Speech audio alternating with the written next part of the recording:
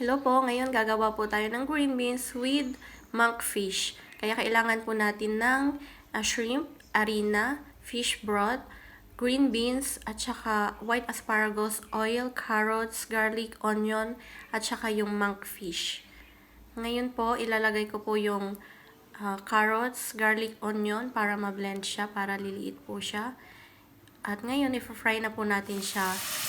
Antayin po natin siya na lumambot, mga depende po, 5 minutes, 10 minutes, slow fire na lang po. Antayin po natin hanggang lumambot po itong ingredients na ito. Pagkatapos ilalagay natin yung shrimp. Antayin rin po natin hanggang maluto ang shrimp. Pagkatapos po ilalagay natin yung green beans. Ngayon po, hinati ko na din po yung monkfish in cubes. Ilalagay na rin po natin ngayon sa loob ng kaserola. At saka inihanda ko po yung harina, 1 teaspoon. At saka yung fish broth na tinimbang ko po siya.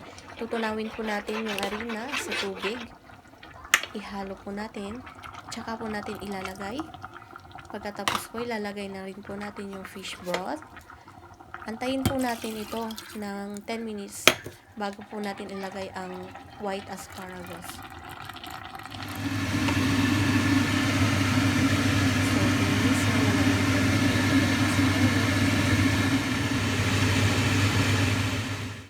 Ito na po yung naluto po nating green beans with monkfish.